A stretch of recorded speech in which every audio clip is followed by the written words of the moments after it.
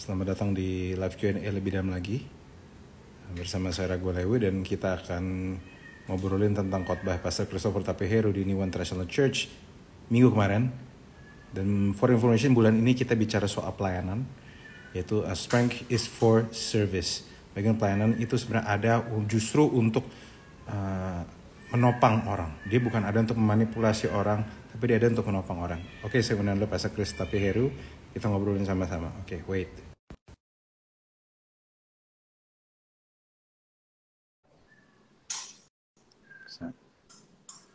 Oke, sudah sudah diterima. Udah masuk. Hey, namanya. Yes. Hello everyone. Ya. Hey. Aman di rumah? Aman di rumah. Tuhan. Ya. Sebelumnya saya mau mengucapkan bagi teman-teman yang belum tahu, congratulations hari Minggu kemarin bagi yang sudah datang ke New International Church. Pastor Chris dan Bu Love baru aja melaksanakan gender reveal dari anak yang ketiga. Dan ternyata anaknya biru gendernya. Bukan pink ya? Dong. Gendernya biru. Kan. Gendernya laki. Gendernya pria. So congratulations. Sekarang punya 3 pangeran di rumah. Dan I think kalian para followers perlu say congratulations gitu atau apa gitu.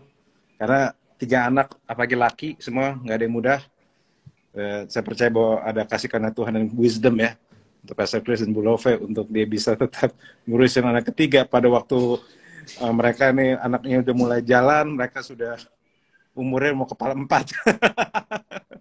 It's not gonna be easy, tapi I believe it's worth it ya. Hey, halo, Pastor Chris putus-putus. Halo, yo. Sinyalnya putus-putus ya. Teman-teman, apa saya aja yang berhenti?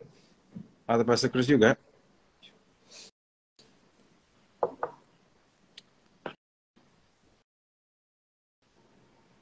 Putus ya? Sebentar ya. Ini kok putus, saya accept lagi. Tampaknya dia handphonenya sinyalnya putus-putus. Halo. Masuk lagi. Masuk lagi. Oke. Tiba-tiba. It's okay. Yuk kita ngobrol lagi ya. Congratulations sekali lagi. Dan hari ini bagi teman-teman yang sudah datang ke New One Church, for information, New One International Church adalah gereja yang peduli dengan generasi berikutnya. So kita udah menemukan bahwa rata-rata generasi berikutnya datang ke New One, they enjoy it. Kita karena memang gereja kota, kita ada untuk kota Jakarta, dan kita ada untuk melayani. Nah, Pastor Chris kemarin bicara tentang fit to serve, tentang bagaimana melayani itu nilainya seperti apa. Karena banyak orang melayani tapi nggak ngerti nilai-nilai melayani itu seperti apa. Makanya melayani tanpa pengertian akan nilai-nilai dari pelayanan itu sendiri justru akan membuat seseorang cuma jadi anggapnya cuma kayak pelayanan biasa aja, cuma kayak kegiatan, bukan pelayanan. Tapi pelayanan dengan nilai yang tepat untuk membuat kita jadi mengerti tujuan dari pelayanan itu dan mengerti bahwa itu sesuatu yang berharga dan Tuhan menghargai hal itu. Ya, Pastor Chris, you can use waktu ini untuk menjelaskan. Dan bagi teman-teman yang mau bertanya, silakan tanya di question box, oke? Question box. Ya, itu di situ akan pertanyaan dari situ. Yuk, let's go. Ya, basically kemarin aku ngomongin tentang syarat-syarat pelayan ya. Ternyata syarat-syarat pelayan ini cukup straightforward, cukup jelas di Alkitab. Cuman kayak banyak, cukup sedikit yang memperhatikannya. Padahal kalau diperhatikan, aku yakin nggak ada masalah-masalah yang biasa kita temukan di pelayanan. Akan sangat berkurang ketika kita sungguh-sungguh mengikuti firman Tuhan ya. Dan berbicara tentang syarat-syarat pelayan di sini, kemarin gue coba sandingin sama 9 rasa dari buah roh ya Pastor Al. Artinya kalau kita sungguh-sungguh di dalam Tuhan, kita spirit-filled, spirit-led, benar-benar dipenuhi Roh Kudus, harusnya syarat-syarat ini bukan jadi sesuatu yang terlalu berat, karena secara natural kita akan memenuhi syarat sebenarnya. Dan syarat-syarat ini sebenarnya ngebantu kita untuk menguji diri kita, karena kita tahu sendiri,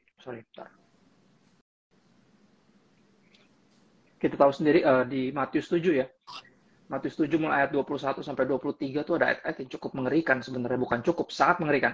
Jadi di hari terakhir dikatakan bahwa akan banyak orang yang berteriak-teriak protes karena nggak dikenal sama Tuhan, padahal mereka secara status mungkin ya hamba Tuhan, ngerasanya hamba Tuhan, pelayanannya hebat-hebat kok, ngusir setan, bernubuat, nyembuhin orang sakit, bikin mujizat. Tapi di hari terakhir mereka teriak-teriak karena pakai Tuhan baru memberitahu aslinya bahwa mereka ini pembuat kejahatan, bukan hamba-hamba yang sejati gitu. Dan ayat-ayat ini jadi motivasi gue untuk ngebahas syarat-syarat ini, karena syarat ini ada sebenarnya untuk membantu kita untuk be real.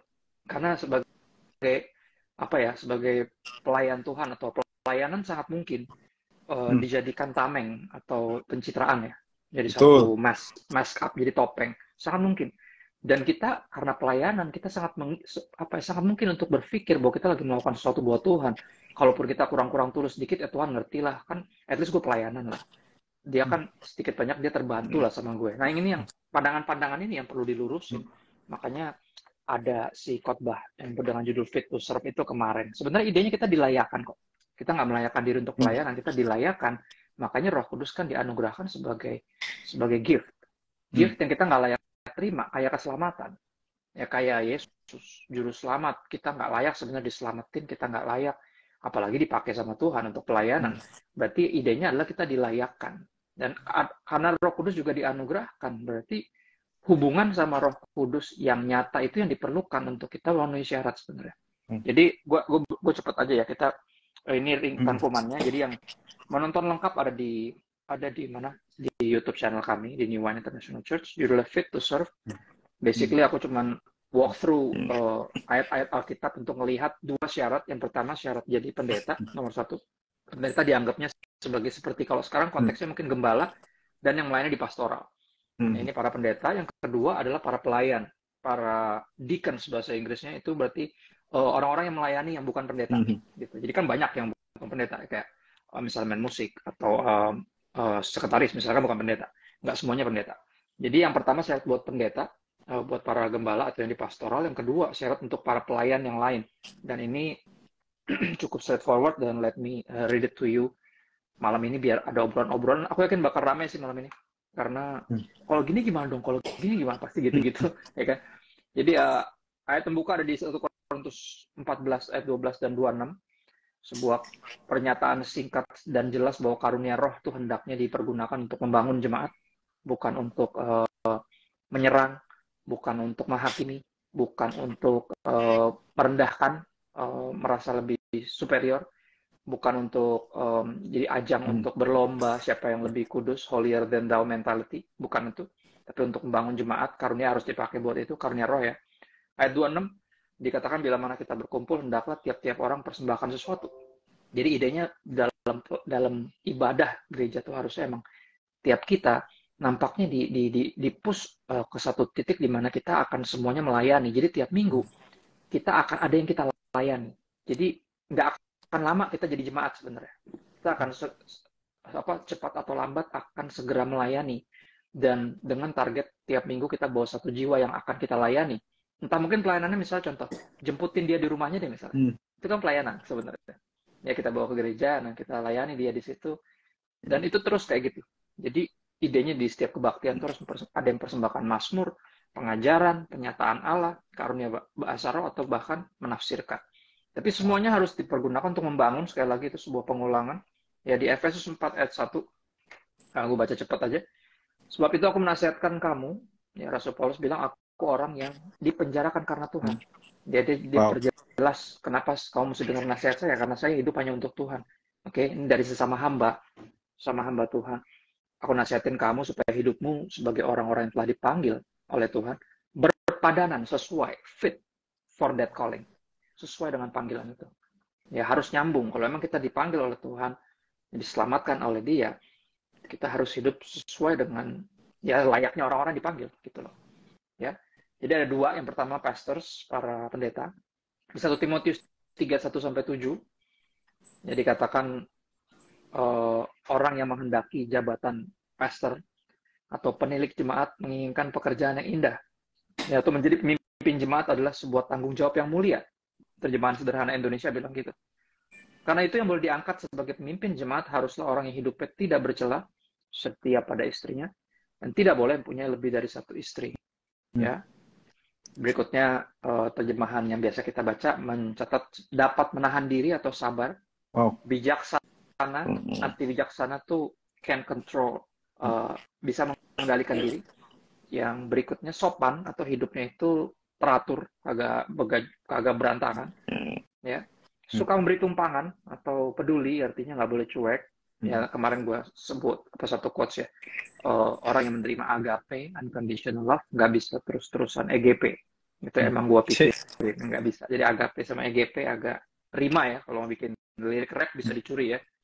Jadi ya, berikutnya cakap mengajar orang. Nah, ini menarik nih. Ternyata, Pastor, kalau kita lihat ya, nggak ada syarat untuk pinter. Nggak ada. Yang harus tuh cakap mengajar. Cakap mengajar artinya gini, bukan aku nggak peduli doktrin, aku sangat peduli doktrin. Ya cuman gini, pinter doang nggak menjamin. Iya, pinter doang nggak bisa buat orang jago teologi, nggak bisa bikin orang langsung memenuhi syarat untuk jadi pendeta. Ya, tapi jelas harus cakap mengajar, artinya cakap tuh ada unsur sabar ketika mengajar.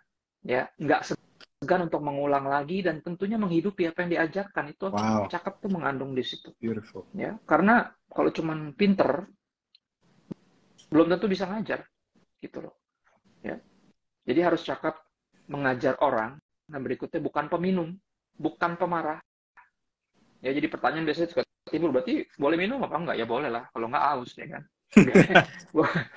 Boleh minum nggak? Idenya gini, di terjemahan sederhana Indonesia dibilang pemabuk dan orang yang suka berkelahi. Ya, para peminum dan pemarah tadi tidak boleh diangkat sebagai pemimpin jemaat. Ya, karena itu jelas nggak bisa mengendalikan diri. Ya. Tuh, isunya pengendalian diri. Idenya itu sebenarnya. Jadi minum bukan nggak boleh, minum boleh asal jangan mabok. Karena kalau mabok orang udah nggak bisa mengendalikan diri. Biasanya kalau udah nggak bisa mengendalikan diri, biasanya bikin dosa. Nah itu problem. Ya idenya segalanya sebenarnya begitu. Ya, bukan peminum, bukan pemarah, tapi pemabuk. Dan mabuk nggak cuma minuman ya. Orang bisa mabok macam-macam. Ya banyak keterikatan yang kita lagi coba lepaskan. Kenapa harus lepas? Ya nanti mungkin di bulan Agustus ya Pastor, kita akan bahas lebih lanjut ya tentang pilihan-pilihan mengenai kemerdekaan kita ya. Kita hendaknya pakai buat apa aja. Jadi ini agak teaser sedikit lah buat Agustus ya. Bahwa misalnya gini, seorang hamba Tuhan misalnya, yang terkenal misalnya udah pelayanan di gereja, entah dia pendeta atau mungkin pelayanan yang lain, tapi kalau dia masih terikat, apapun bentuk ikatannya, itu akan jadi absurd ketika dia mengajarkan tentang kemerdekaan. Kenapa? Karena dia sendiri terikat gitu loh. Yang terikat macam-macam loh. Maksudnya ada orang yang emang apa ya, pengennya makan manis mulu gitu. Padahal kita tahu pembunuh utama dalam kehidupan itu bisa jadi gula gitu loh dibanding yang lain. Jadi apapun yang mengikat kita nih kita harus bisa dengan tentunya ya bantuan Roh Kudus dan niat kita ya untuk disiplin pribadi kita untuk lepas dari ikatan itu. Kenapa? Karena kita ini membawa berita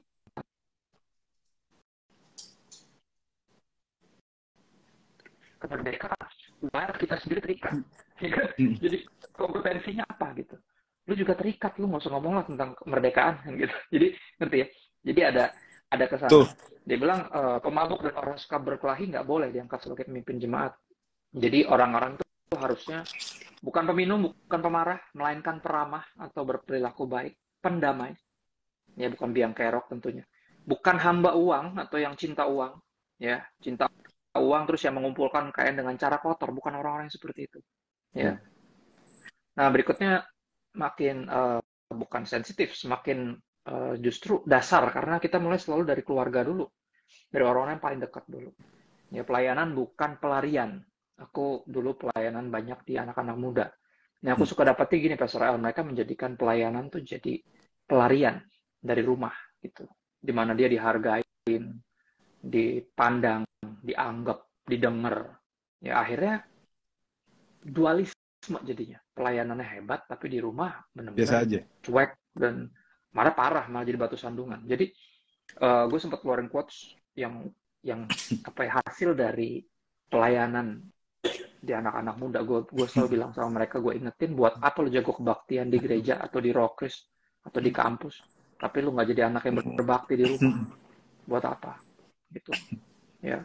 Dan ini kita mulai dari situ. Makanya dia harus seorang kepala keluarga yang baik, Pastor. Disegani dan dihormati oleh anak-anaknya. Ya. Kalau orang nggak tahu mengepalai keluarganya sendiri, bagaimana ia dapat mengurus jemaat Allah? Ini kalau ngurus keluarganya, ini serius keluarganya sendiri nggak becus, gimana mau ngurus apa God's Forever Family? Kejauhan gitu. Ya, dan ini sesuatu yang syarat yang apa ya?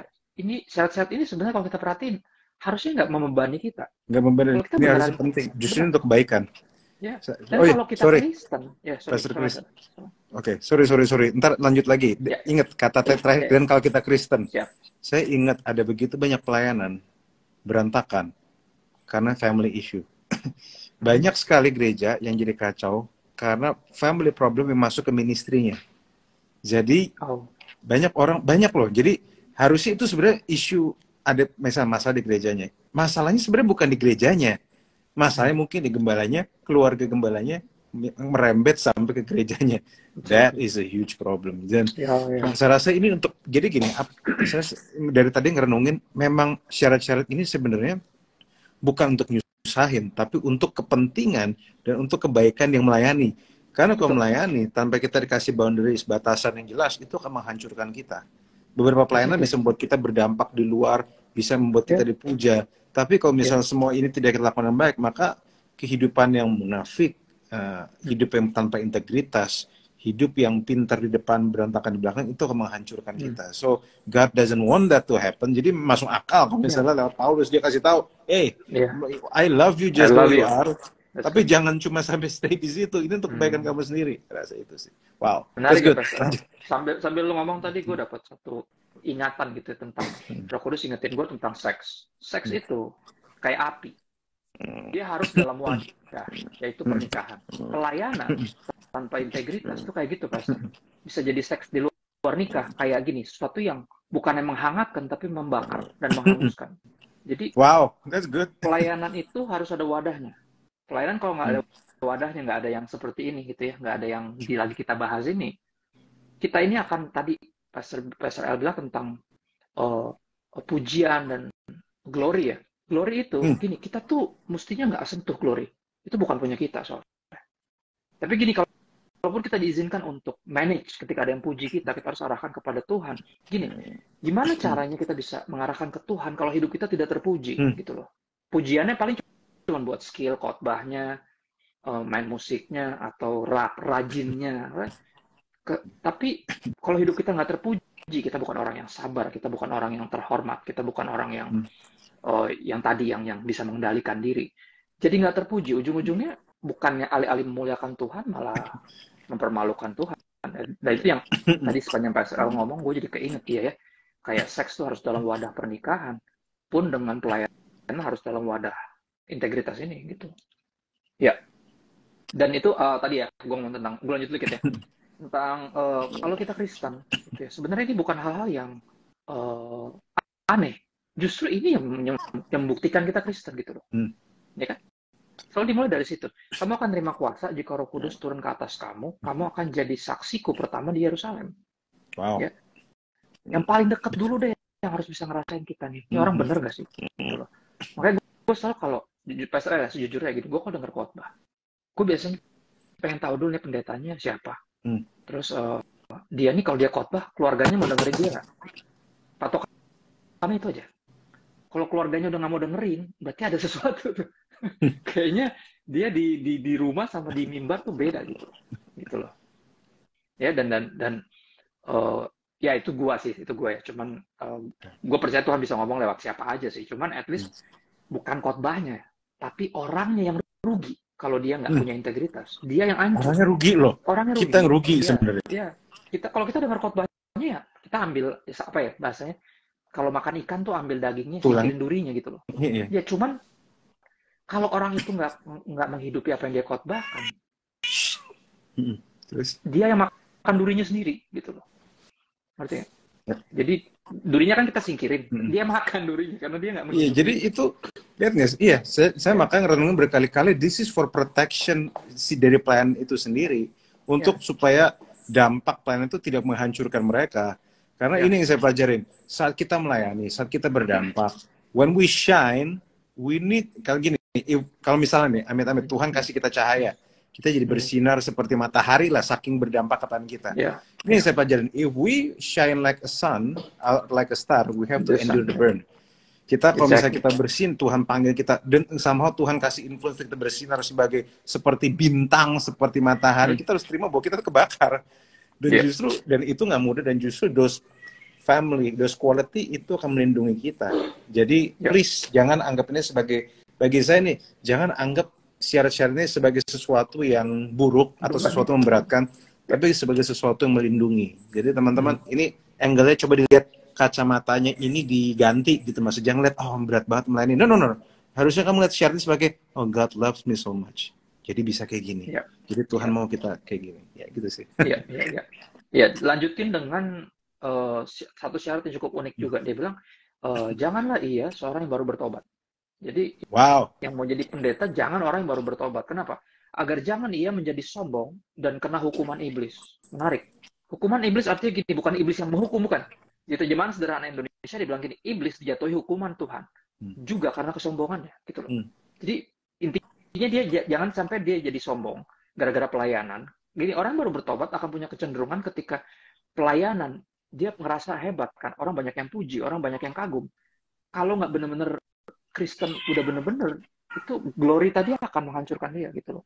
Dan dia bilang dia bisa jadi sombong dan jadi kena hukuman yang seperti iblis dapatkan, yaitu dibuang dari surga gitu. Nah, itu ini juga nih, ini relate banget ya. Jadi Pastor Chris ingat nggak dulu ini, please, saya tidak mau nyindir siapa-siapa ya.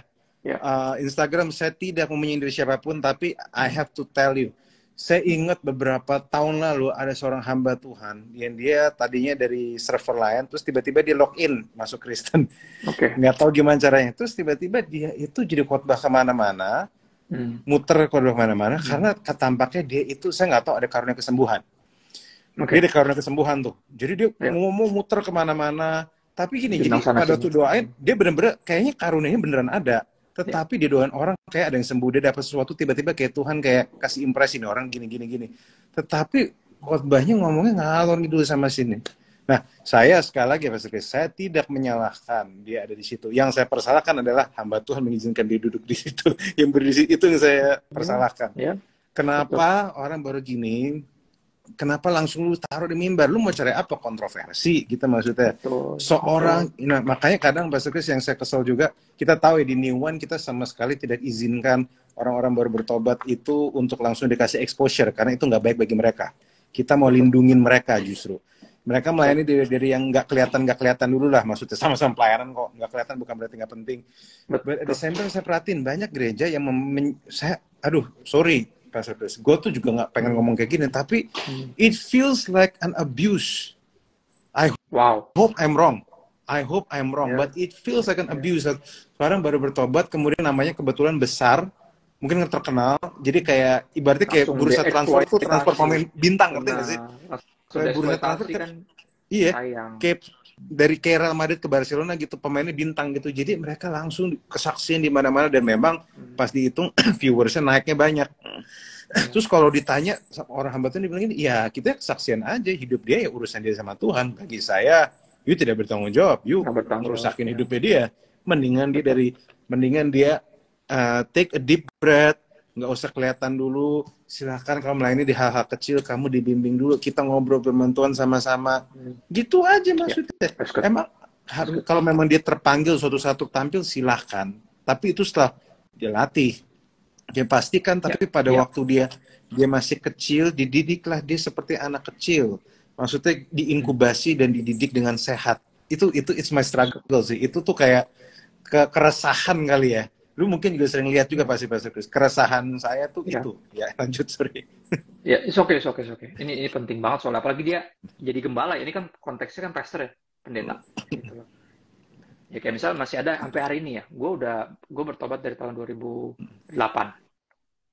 Full time minister dari Islam, udah mulai pelayanan jadi pendeta itu udah di 2012 tuh sempat setahun dipercayakan di satu gereja jadi teaching pastor. Gue di New Wine pendeta dari 2015, walaupun secara sinodal baru 2018. Masih ada yang bilang gue baru meletak. Kacau banget. Maksudnya, men udah berapa belas tahun gue. Masih ada aja. Karena orang ngerasa kayak, wah ini mendadak viral. Gue nggak mendadak viral juga ya. At the end of the day, kita udah dipersiapkan cukup lama di belakang. Cuma gini, ini idenya adalah biar kita nggak jadi sombong. Karena sombong itu sangat mudah. Apalagi kalau nggak ada pembinaan, nggak ada penggembalaan, nggak ada tuntunan.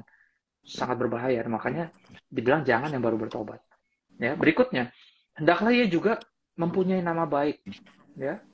Nah Ini penting sih. Di luar jemaat loh, Pastor, kata-katanya gitu. Dia harus punya nama baik di luar jemaat, bukan di gereja. Kalau di gereja bisa pencitraan, di luar itu loh, di orang-orang yang benar-benar yang bukan orang gereja, bukan orang Kristen, yang nggak kasarnya nggak tahu dia ini siapa dan nggak kagum karena posisinya mungkin pastor atau apa. Enggak, orang-orang biasa. Ya, dia harus punya nama baik di luar jemaat, harus dikenal sebagai orang baik. Ya, agar gini dia bilang, jangan ia digugat orang dan jatuh ke dalam jerat iblis. Atau dia bilang gini, sehingga iblis nih nggak bisa menjerat dia melalui perkataan orang lain yang menjelekkan namanya. Jadi hidupnya benar-benar harus lurus, Pastor, nampaknya. Untuk jadi pendeta ya, itu nomor satu. Nah, yang kedua nih, tentang pelayan selain pendeta lah. Yang disebutnya deacon, ayat 8-13. Di 1 Timotius 3, aku pakai terjemahan sederhana Indonesia. Ini sedikit banyak juga sama lah, pada akhirnya sama-sama hamba soalnya. Jadi standarnya nggak lebih turun, nggak lebih mudah, nggak. Ya. Demikian juga orang-orang yang diangkat jadi pengerja jemaat, ya, atau pelayan dalam bidang yang lain selain pendeta, haruslah orang yang terhormat, bukan ular berkepala dua, bukan pemabuk, dan juga tidak cinta uang, itu udah pasti. Ya. Mereka harus percaya penuh pada ajaran-ajaran benar yang sudah Allah nyatakan kepada kita. Nah, ini menarik nih. Doktrinnya harus beres, Pastor. Unik ya. Padahal kadang orang mikir gini, gue main drum, apa sih urusan sama doktrin? Kan? Lucu loh. Ini syarat ini nggak ditulis di gembala loh. Ditulisnya justru buat para pengerja jemaat, artinya pelayan yang lain yang selain pendeta loh. Unik ya. Itu nampaknya lu main drum atau lo apa bikin lemper, itu pun doktrinnya harus benar gitu. Ya kan? Unik ya. Dan makanya ini tugas para kami ya, para pastors, untuk benar-benar memuridkan, untuk membimbing secara teologis tuh biar beres, khotbah juga yang benar, ngajar juga yang benar. Jadi bahkan sampai yang kasarnya beresin bangku aja tuh doktrinnya harus benar. Kalau ditanya Trinitas tuh mesti bisa jawab gitu loh harusnya. Harusnya ya, Pastor. Bukan selalu gitu ya patokannya. Selalu Trinitas. Gitu, ya. Di ayat 9 tuh gitu, mereka harus percaya penuh pada ajaran-ajaran yang benar yang sudah Allah nyatakan kepada kita. Ya, dan memiliki hati nurani yang bersih. Artinya benar-benar nggak ada udang di balik bakwan, nggak ada modus-modus tertentu untuk pelayanan, cari muka, cari panggung, ya, membuktikan diri atau pelarian yang gitu-gitu tuh nggak ada. Ayat berikut, ayat 10. Setiap calon pengerja jemaat, para pelayan harus diuji dengan memberikan tugas pelayanan sementara. Jadi ada trialnya, Pastor, nampaknya. Bila pelayanan terbukti baik, baru dia boleh diangkat sebagai pengerja jemaat, baru jadi pelayan yang benar-benar. Ada masa probationnya. Ada probation, ya, unik ya. Dan ini Alkitabiah berarti probation. Ya, benar. Nah, ini menarik nih, dibilang ayat 11, para perempuan yang diangkat sebagai pengerja jemaat haruslah orang yang terhormat, tidak suka membicarakan kejelekan orang. Jadi yang suka gibah nih agak tersinggung juga, kayak maksud lo gimana? Benar loh. Tidak suka membicarakan kejelekan orang. Selalu menguasai diri dan bisa dipercaya dalam segala hal. Itu para perempuan. Berikutnya laki-laki yang diangkat sebagai pengerja jemaat harus setia pada istrinya. Ini sama kayak gembala tadi ya. Standarnya buat para pendeta. Tidak boleh mempunyai lebih dari satu istri. Dapat mengatur anak-anaknya serta rumah tangganya dengan baik. Ayat 13, terakhir setiap pengerja jemaat yang melayani dengan baik akan mendapat nama baik pula. Sehingga dia dapat memberitakan keyakinan. Nah, menarik nih. Tujuan dapat nama baik, Pastor, adalah apa? Sehingga dia dapat memberitakan imannya atau keyakinannya akan Kristus kepada orang lain dengan lebih meyakinkan. Jadi ternyata kehidupan kita yang lurus adalah kompetensi untuk kita menginjil, untuk kita jadi orang jadi lebih gampang dengernya kalau hidup kita tuh sesuai apa yang kita omongin lah somehow. Gitu loh. Nah, ini yang jadi sebuah keyakinan bahwa ini tuh bukan syarat-syarat yang membuat jadi apa yang bikin mau pelayanan aja ribet, ya gitu. Bukan gitu tujuannya. Ya, tujuannya itu buat buat kebaikan kita nomor satu, biar kita nggak hancur, biar kita nggak sombong, biar kita nggak kena hukuman yang iblis dapatkan, ya. Dan berikutnya juga biar Injil ini lebih mudah untuk disebar karena hidup itu lurus gitu loh. Ya. Dan kemarin gue konekin ke buah roh ya Pastor Al, yang ada 9 rasa itu ya. Bahwa ternyata gue meyakinkan diriku bahwa ini bukan kita ini nggak melayakan diri somehow. Kita justru dilayakan. Dan itu semuanya jadi buah itu kan hasil yang keluaran dari sesuatu yang misalnya contoh gini ya, kayak anak deh. Ya, kita tadi Pastor Al sempat ngucapin selamat gitu ya untuk anak kami yang ketiga ini yang adalah laki-laki lagi. Anak itu kan disebutnya buah hati. Buah hati itu hasil dari hubungan yang harmonis antara suami dengan istri. Hubungan yang harmonis yang benar pasti berbuah. Itu idenya. Ya. Jadi pelayan itu harusnya juga kayak gitu. Ya, makanya syarat-syarat pelayan Tuhan lucunya itu sangat sejajar sama 9 rasa dari buah roh itu. Di Galatia 5:22 sampai 23 dibilang bahasa Indonesia masa ini tulis gini, kalau orang-orang dipimpin roh Allah, hasilnya ialah, buahnya ialah mereka saling mengasihi, mereka gembira, mereka punya sukacita yang dari sorga, mereka punya ketenangan hati, ya, mereka sabar dan berbudi, mereka baik terhadap orang lain, setia, rendah hati, dan kata-kata yang paling terakhir paling penting, dan selalu sanggup menguasai diri, ya, dalam segala hal berarti dalam segala aspek. Nah makanya baru aku tutup dengan 1 Petrus 4 ayat 10. Layanilah seorang akan yang lain sesuai dengan karunia yang telah diperoleh tiap-tiap orang. Disebut begini, sebagai pengurus yang baik dari kasih karunia Tuhan. Ya. Jadi good steward of the grace of God. Jadi biar semua karunia yang Tuhan percayakan kita pakai untuk melayani, tapi dengan boundaries, dengan perlindungan, dengan wadah yang tepat, sehingga kemuliaan dari pelayanan, pujian dari pelayanan atau fame atau bahkan kayak gitu nggak menghancurkan kita. Ya, jadi itu sih yang kemana aku bagiin Pastor Vitus. Beautiful. Ya. Dan mungkin juga untuk nyambungin misalnya hari Minggu ini yang saya bakal bicara, ingat, yang tidak tahu tujuan satu barang, yang nggak tahu nilai sesuatu barang akan abuse barang itu sembarangan. Nah, jadi kalau kita nggak tahu tujuan satu barang diciptakan, maka kita akan abuse caranya. Nah, sama. Kalau kita nggak tahu tujuan dari sebuah pelayanan, kita akan abuse pelayanan itu. Kalau kita nggak tahu tujuan dari sebuah kekuatan yang Tuhan taruh kita akan abuse kekuatan itu.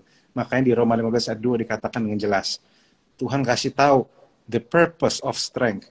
Kamu punya kekuatan, kamu punya cerita, kamu punya kuasa, itu bukan untuk abuse orang lain, tetapi untuk melayani. So, kalau teman-teman saat ini merasa kuat, merasa hebat, merasa bisa ini itu, ingat, that your strength is not just for status, it is for service. Jadi jangan pernah lupa hal itu. Kalau kamu hanya pakai itu untuk dirimu sendiri, itulah dinamakan abuse. Abnormal use, penggunaannya abnormal, penggunaan tidak biasa. Padahal Tuhan sudah kasih tahu, the purpose of strength is for service. So saya harap ini bisa teman-teman pikirin baik-baik. Oke, ini ada Chris, ada beberapa pertanyaan nih. Mari kita yang nanya di kolom chat tolong pindahin ke question box ya guys, nanti biar soalnya kegulung pasti sama. Ya, bagaimana menegur teman sepanjang suka main-main waktu slow telat datang latihan? Kalau dari saya, ntar pasti Chris jawab ya. Kalau dari saya memang harus dari awal dikasih tahu. Ya. Kamu nih buat apa pelayanan dan ekspektasi pelayanannya akan seperti apa. Kalau di New One tuh ada namanya ministry interview. Saya sama Pastor Chris sering banget ngomong kayak gitu. Di situ ntar dikasih tahu pelayanan tuh kayak gimana, kita expect-nya apa, ntar gini ya, gitu ya. Nah, kalau misalnya kamu nggak bisa comply ya mendingan jangan, nggak usah melayani. Tapi kalau nggak punya disiplin, sederhananya nggak usah pelayanan kan. Pelayanan kan akan dilihat banyak orang ya. Kalau kita nggak bisa ngatur sesuatu yang sederhana, misalnya gini, lu pacaran, janjian telat terus, pasti diputusin lah. Pelayanan juga sama, maksudnya itu kan satu apa ya, nggak usah urusan pelayanan deh, itu kan suatu etika standar ya untuk datang tepat waktu. Etika hidup. Nggak alih-alih tentang yang rohani dulu deh, yang etika standar aja deh, gitu. Jadi ditegur udah pastilah, ditegur. Dan kalau emang dia nggak mau denger ya coba mungkin mesti koordinator yang tegur. Nggak apa-apa juga, kita coba lewat jalur yang lebih sesuai ini ya, sesuai jalur itu seperti. Disinilah pengembalaannya diuji maksudnya. Ya orang-orang ini harus digembalain, harus dikasih tahu, maksudnya dididik. Tapi kalau dari saya nemuin ya Pastor Chris ya, kalau dikasih tahu dari awal harga yang dibayar untuk main itu seperti apa, ekspektasi seperti apa, itu harusnya mereka akan lebih sadar pada waktu masuk. Jadi mereka itu kayak apa ya? Ada istilah bule yang bilang informed decision. Jadi keputusan yang hasil yang dilakukan setelah kami dapat sebuah informasi. Nah, makanya informasikan dulu guna pelayanan ini seperti apa, kamu seperti apa. Ini teknisnya sih. Itu harusnya akan membantu. Ya, soalnya kadang saya juga nemuin, kadang kita itu juga banyak teman-teman yang melayani, karena kadang juga langsung didorong gitu, maksudnya kayak mereka, melayani ya, dengan alasan merangkul ya, tanpa nggak dikasih tahu pelayanan itu apa, ya akhirnya ya udah dia juga kamu anggap remeh, ya dia juga anggap remeh, mau gimana ya? Ada yang kayak gitu loh maksudnya. Ya. Tuh. Oke. Ini ada pertanyaan, kalau kita pelayan Tuhan di gereja main musik atau WL singer, tapi di luar gereja kita doyan main-main di klub dan mabuk-mabukan, sebagai pelaku demikian gimana sebaiknya kita berbuat, dan sebagai rekan selanjutnya gimana sikap kita terhadap mereka? Ya udah pasti ditegur sih. Kalau main di klub tergantung ya, kalau dia emang profesinya musisi, ya itu kan cara dia nyari duit ya. Maksudnya gini, buat di kita nggak ada problem. Tadi kita ya, kalau gereja lain terserah. Karena buat aku nggak fair. Misalnya gini contoh, orang itu dia tuh dokter profesinya, tapi dia bantu di gereja nih, ada pengobatan gratis dan segala macam.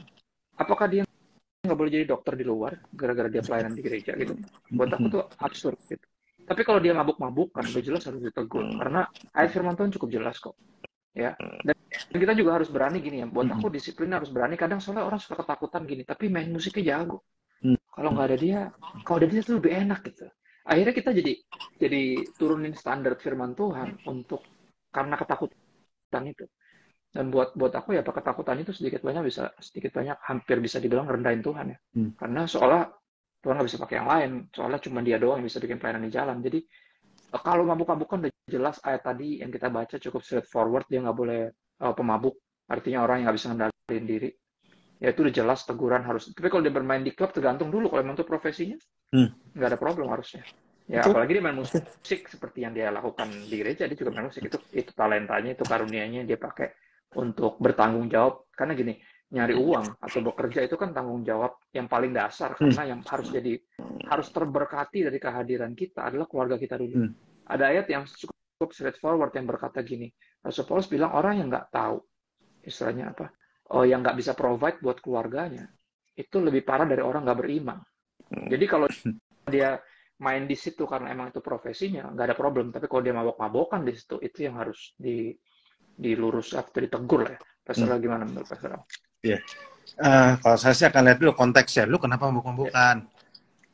Kita soalnya gini, kadang gereja juga suka, saya tahu Niwan sih nggak gitu ya, tapi ada gereja-gereja yang model gini, kamu pelayanan di musik di gereja aja, nggak boleh di luar, dengan katanya nggak kudus di luar, tapi padahal penghidupan dia dari situ, terus akhirnya bahkan di gereja pun dibayar sedikit, cuma kayak persembahan kasih itu pun dikit, dan pas tanya saya hidup dari mana, ya kamu harus beriman dengan Tuhan. Itu kurang ajar juga menurut gua, itu kurang ajar banget. Kalau ada gereja itu di sini tersindir, bertobat Anda. Iya. Ada tapi ada juga yang mesti dilurus sedikit ya. Misalnya gini, kita ditarik full time ya. Full time artinya ada istilahnya penghidupan kita dijamin lah sama gereja. Nah, itulah. Nah, kalau udah full time adalah sangat wajar ya untuk gereja misalnya melarang misalnya kita untuk misalnya main di tempat lain, misalnya contoh misalnya kalau dia dalam tanda kutip tadi Pak Sarah bilang ya, kalau bayarannya sesuai ya kan, dia nggak usah nyari tambahan di tempat lain. Nah itu dan sangat wajar kalau gereja seperti menuntut dia untuk bertanggung jawab di dalam, karena dia emang full timers, emang ada betul di situ. Dan dia hitungannya staff, kan staff di situ. Jadi staff. Nah itu masuk akal. Nah itu bagi saya itu sama aja. Nah itu kalau itu logikanya lain lagi. Itu seperti kamu sudah ngantor di satu tempat, jangan ngantor tempat lain. Yang bener aja lu. Exactly, gitu. Jadi tergantung posisi. Karena soalnya ada orang suka kayak gitu, gereja jadi toksik, ngatur-ngatur di gereja Pastor Kristo. Enggak, ya kalau lu full timer beda lah. Kalau lu benar-benar melayani dengan talenta yang lu punya, ya itu nggak ada apa ya, sangat dimengerti ketika lu mesti nyari nyari uang sambil main di tempat lain, lu anak band misalnya, ya lu main reguler misalnya di klub, nggak ada problem. Selama itu buat penghidupan yang layak, dan itu bagian dari tanggung jawab sih. Itu justru bagian dari pengelolaan yang baik ya, dari karunia itu sebenarnya. Ya, itu sih Pastor. Ini sekarang oke. Ini sisa pelayanan. Nah, ini ada satu pertanyaan tentang pelayanan nih, sebentar. Ini masih ada konteks. Nah, soalnya kita masih ada 4 pertanyaan, tapi 4 pertanyaannya nggak nyambung sama yang bahasan kita hari ini. So, jadi nih, yang ini, cara kita mengampuni teman sepelayanan kita. Padahal kalau sepelayanan ada rasa nggak enak, hati itu juga nggak enak. Bagi saya ini isunya sih lepaskan pengampunan. Iya, lepasin pengampunan. Gimana pertanyaannya? Lepasin pengampunan, itu nggak usah panjang ke pelayanan. Cara mengampuni gimana? Ya ambil keputusan. Mengampuni itu, memaafkan itu keputusan. Tapi yang aku pernah bahas kan, tapi lukanya karena dilukai itu perlu waktu untuk sembuh. Nggak ada namanya proses memaafkan tuh nggak ada. Memaafkan tuh keputusan. Oke, lu maafin atau enggak? Gitu. Kalau lu udah maafin harusnya udah biar tinggal waktu yang membantu. Gini, memaafkan tuh seperti lu membuka luka. Karena udah dibuka baru kelihatan, itu bisa diobatin. Kan gitu. Ya, itu yang rasa nggak enak itu menunjukkan bahwa belum ada keputusan untuk memaafkan. Kalau udah ada yang memaafkan, ngapain ngerasa nggak enak? Orang udah lepasin udah maafkan kok. Nah itu justru tantangan sebagai orang Kristen. Salah satu ujian paling jelas untuk kekristenan seseorang adalah kerelaan untuk memaafkan, untuk mengampuni. Ya, dan itu yang karena gini, nggak ada gunanya kita macam-macam melakukan hal-hal yang hebat, tapi yang utama Tuhan perintahkan untuk lakukan nggak dilakukan. Misalnya contoh gini ya, gue pernah bikin perumpamaan ini. Nyokap gue dulu, kamar gue waktu masih di rumah tuh kayak kapal pecah, Pastoral. Zaman masih bujangan ya, disuruh beresin kamar, akhirnya nggak pernah gue beresin, bilangnya iya doang tapi nggak diberesin. Akhirnya satu waktu gue nyuci mobil bokap, gue beliin di rumah, gue beliin martabak, gue beliin nyokap martabak gitu kan. Terus nyokap bilang kayak, wih tumben nih mau martabak, ini martabaknya kok enak. Ya enak lah, aku yang beliin, biasanya kan mama yang beli kan gitu. Akhirnya bokap bilang thank you ya, mobil lo dicuciin. Terus ntar pasti nyokap dalam segala kekagumannya pasti tetap nanya gini, itu kamar udah diberesin tuh gitu ya kan. Jadi misalnya gini, Tuhan suruh kita memaafkan, melepaskan pengampunan, ya kan, di ujung dari doa Bapa kami, ya kan, jelas dong harus maafkan. Terus kita pelayanan, nginjil, khotbah kemana-mana, tapi yang utama dilakukan nggak dilakukan. Terus ntar terakhir Tuhan gini, kenapa lu manggil gue Tuhan tapi nggak melakukan yang gue perintahkan kan gitu. Makanya ada quotes kemarin aku bikin ya, pelayanan nggak bisa menggantikan ketaatan, ya, ketaatan untuk melakukan yang spesifik Tuhan suruh. Memaafkan itu perintah Tuhan. Caranya gimana? Ya taat, nggak ada jalan lain. Dengan cara gimana caranya? Dengan mengingat bahwa kita juga udah diampuni lebih dulu sama Tuhan. Kalau kita sadar kita diampunin dan sadar kita nggak layak diampunin tapi diampunin, kita pasti bisa mengampuni orang yang menurut kita nggak layak diampuni. Kita jadi ingat, oh iya, gue juga nggak layak ya, tapi Tuhan ngampunin gue. Ya udahlah, walaupun dia nggak layak, gue juga ngampunin dia deh. Itu doang. Kalau dari saya, itu Pastor Kristus kasih penjelasan banget. Kalau saya sih bakal nambahin penjelasan lebih simpel aja. Gini ya, soal sakit hati, udah gede ya, namanya orang semua bisa bikin salah. Kan sama-sama udah besar. Tuh saling ngampunin lah, sadar aja semua juga punya salah.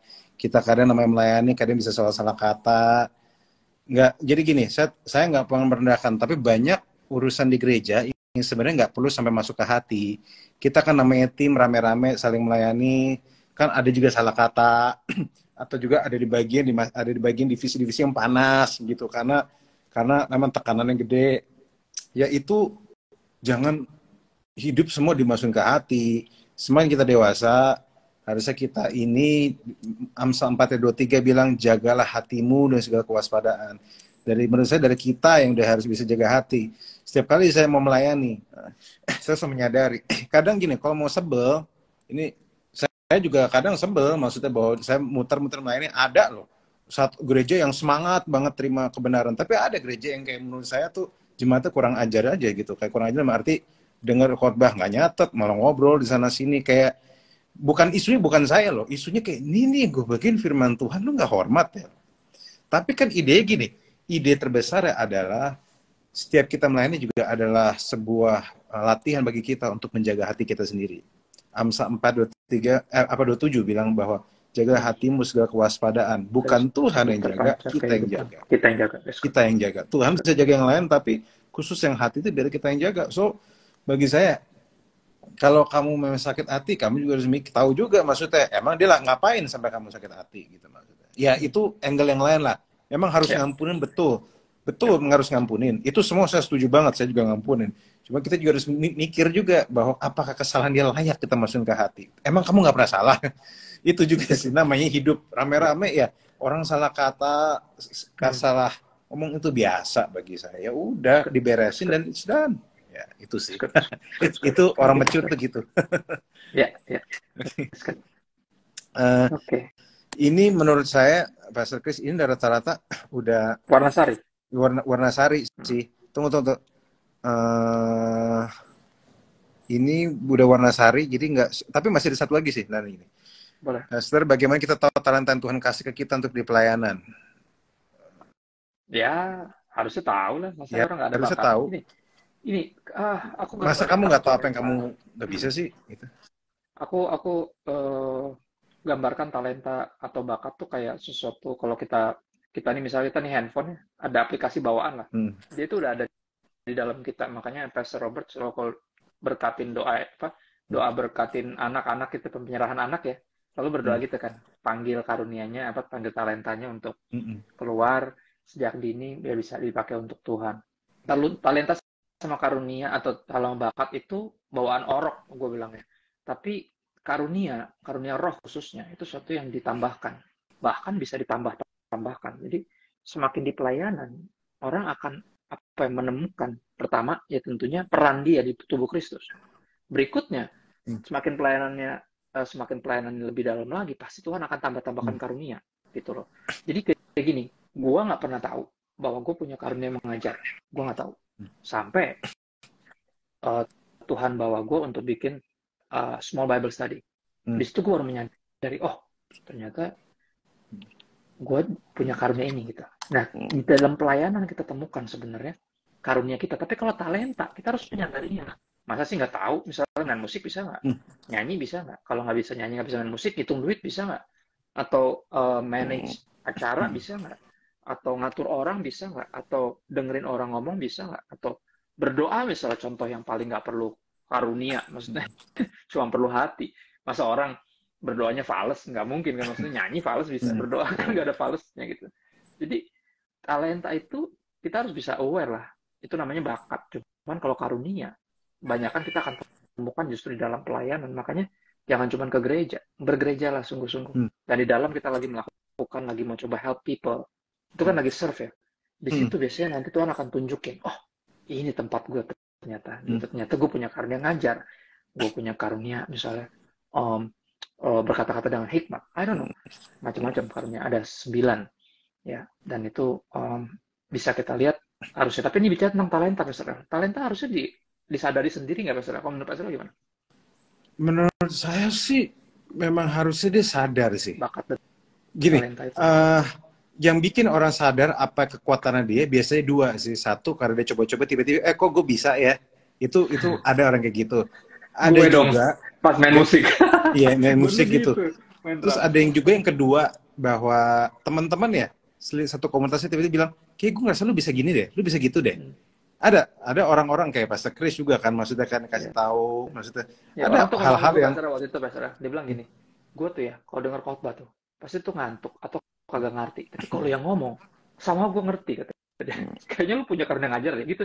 Tuh lo ngomong sama gue Pastor, dan nggak satu, ada beberapa orang.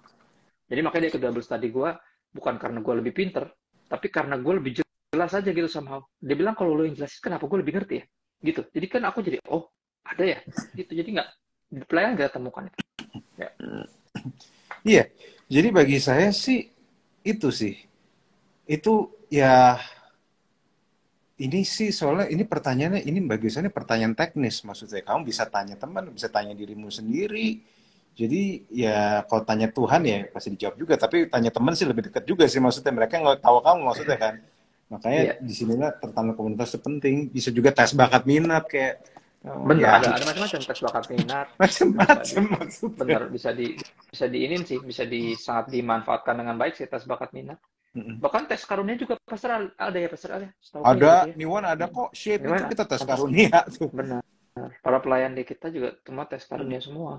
Jadi biar kita lebih bisa ambil bagiannya tuh sesuai dengan ininya yang dipercayakan sama Tuhan. Gitu. Ya. Ada lagi, Pastor? Oke.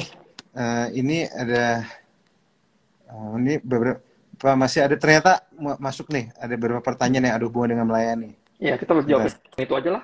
Iya. Yang teman-teman jawaban yang lain itu ntar dulu ya, soalnya DM kita aja lah kalau yang warna sari. Ya. Ini kan konteksnya lagi sesuai khotbah minggu. Pastor, teman saya baru seminggu mengalami pertobatan, tapi jam 4 sore tadi dipanggil Tuhan. Oke. Turut berduka. Apakah itu termasuk terlambat melayani? Saya jadi merasa bersalah dari tadi. Hey, begini, saya izin jawab Pastor Chris ya. Melayani itu hak kita, tetapi saat surga itu bukan hadir karena kamu melayani. Surga hadir untuk kamu saat kamu terima Yesus sebagai Tuhan Juru Selamat. Jadi melayani itu adalah bukti bahwa surga sudah ada di dalam kamu karena Kristus Yesus. Tetapi melayani tidak bikin kamu masuk surga. Yang bikin kamu surga adalah saat kamu terima Yesus sebagai Tuhan Juru Selamat berdaulat di hidup kamu. Itu. Pelayanan tidak menyelamatkan kita. Yesus menyelamatkan. Jadi kalau saya boleh bilang, pelayanan adalah salah satu bukti yang kelihatan bahwa kamu diselamatkan. Tapi pelayanan sendiri tidak menyelamatkan. Yesus yang menyelamatkan. Nah, kalau dari saya, I'm so sorry nih. Saya ngomong jujur aja. Saya rasa kamu yang tanya ini perlu bertanya kembali, belajar kembali iman kamu. Ya. Karena fakta bahwa kamu sampai merasa bersalah membuktikan bahwa ada yang sedikit problem dengan isu kamu soal pengertian kamu soal iman kamu sendiri. Ya. Itu tentang keselamatan, jaminan keselamatan, pelayanan juga nampaknya ada yang banyak yang mesti dilurusin. Ya. Ya. Saya harap kamu bisa belajar di gereja kamu ya, atau dimanapun kamu berada. Ya. Let's go. Mana? Tunggu kita lihat ya, sebentar. Nah ini nih, gimana nih? Apakah boleh berekspektasi diberikan berkat setelah pelayanan? Kalau saya tidak mau berekspektasi apa-apa. Idenya kita melayani karena kita bersyukur. Ya, idenya gini, kita melayani karena kita udah mendapat, yaitu keselamatan Tuhan. Kita udah mendapat Dia, dan karena kita bersyukur, kita melayani. Melayani itu harus overflow dari hati yang bersyukur justru udah mendapatkan segalanya, yaitu Yesus. Di luar dari itu kita manipulatif dan itu problem. Karena kalau kita ada iming-iming begitunya dan kita nggak dapetin itu, biasanya kita antara mundur, kecewa, atau yang lain-lain. Gitu. Itu sih. Aku rasa nggak usah ada iming-iming lah. Kalau melayani namanya aja melayani ya. Nah, minggu itu saya akan bahas minggu ini. Nah, teman-teman harus ingat, ini bocoran minggu ini ya. Pelayanan itu adalah untuk sukacita yang dilayani, bukan yang melayani. Nah, ini yang orang harus ngerti. Pelayanan itu ada untuk sukacita orang dilayani, bukan yang melayani. Jadi pada waktu saya melayani, yang saya cari adalah sukacita dari mereka yang dilayani, bukan saya. Kenapa? Bukan kepentingan kita ya. Melayani bukan tentang kita. Pada waktu Yesus mati di kayu salib, dengar baik. Pada waktu Yesus mati di kayu salib ya, yang teman-teman yang lihat ini, yang diuntungkan itu kita. Yesus tidak diuntungkan sama sekali. Dia mati, iya. Disalib, dibakar, iya. Tapi itulah pelayanan sejati. It's never about you. Makanya setiap kali, ini yang selalu saya lakukan sampai detik ini. Setiap pagi sebelum saya melayani, saya di ibadah, saya mau khotbah atau apapun, selalu ada satu statement yang saya tanamkan di kepala saya. Sambil saya bisikin, ngomongnya pelan, tapi cukup untuk kuping saya dengar. It's never about me. Yeah. Saya ngomong berkali-kali. Sampai sekarang, udah bertahun-tahun saya melayani, selalu saya ngomong, it's never about me. Saya rasa yang melayani di sini perlu ngomong juga deh. Biar kamu tahu diri gitu, Mas. Biar ingat aja. Biar selalu ingat, ini nggak pernah tentang kita. Iya. Dan begitu Tuhan. Saya ngomong, it's never about me, itu kayak ada aliran yang keluar dari hati saya bahwa ada kelegaan. Karena kadang namanya awal-awal kita melayani, saya terbuka aja, Pastor Chris. Awal kita melayani, saya selalu ada keinginan sedikit tanpa sadar untuk impress orang. Kayak kita hamba Tuhan rata-rata awal-awal pernah ada sedikit gitu ya.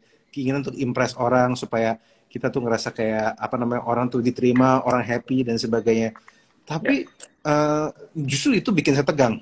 Tapi pada waktu saya bilang it's never about me, di situ kayak ada kelegaan dan dan malahan aliran Roh Kudus bicara lewat saya itu jadi jauh lebih deras dan I have no regret justru setelah itu. Jadi ingat, ini bukan tentang kita. It's never about us. Ya. Yeah. Good. Ada lagi Pak Sarwan? Ini terakhir deh. Ini ya. Apakah bisa dibenarkan apabila memberikan kompromi kepada pelayan Tuhan menjadi batu sandungan bagi pelayan lain? Misal suka telat, nggak pernah ngulik material, bukan tahu kekurangan orang dalam tim pelayanan, dan juga karena merasa tidak enak untuk menegur. Ya. Nggak boleh, nggak sehat. Ya, ntar nggak sehat. Kalau dari saya sih dari awal dikasih tahu. Gini. Walaupun kita ini minta tolong orang, ya, ibaratnya gini, kamu misalnya bisa ngajak orang, please datang ke rumah saya gitu. Silahkan datang ya, tapi gimana pun kamu orang udah datang juga harus kasih tahu peraturan rumah kamu kayak gimana, idenya kayak gitu aja. Misalnya kamu minta tolong orang, kamu tolong dong bawain galon air ke rumah saya, itu kamu minta tolong orang tuh. Tetapi walaupun dia sudah sampai di depan, udah bawain galon air, tetap kamu harus kasih tahu di rumah ini kamu harus lepas sepatu ya, lepas sendal ya.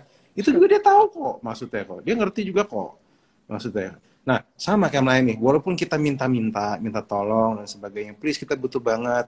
Ya kita ngomong dari awal, terus dia bilang, misal dia bilang, yes, melayani, oke, melayani, ini yang kita butuhin ya. Kalau mau melayani di sini, kita butuh banget. Ini omongan saya, thank you kamu udah melayani kami. Yang kamu butuhkan adalah datang jangan telat, dan sebagainya. Hal biasa kok, itu hal biasa.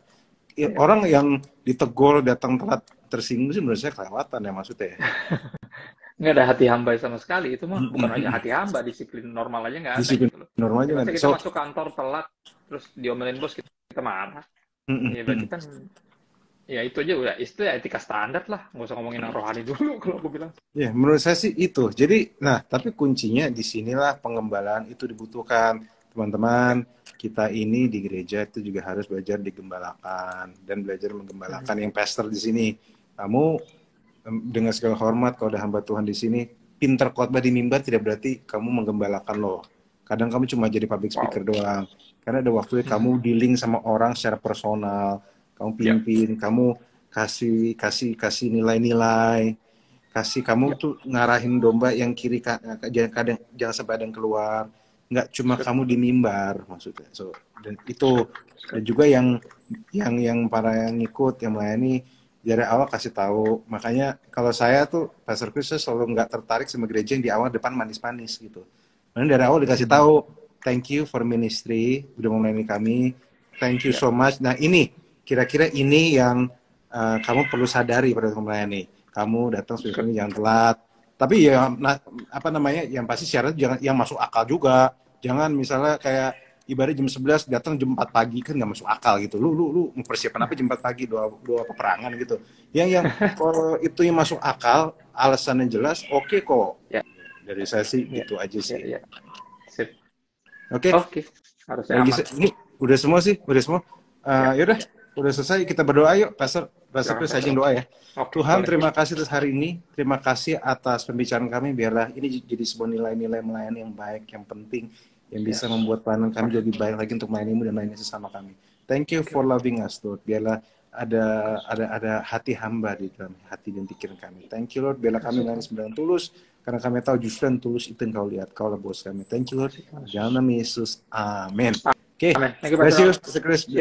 See you ya. God bless you all. Bye.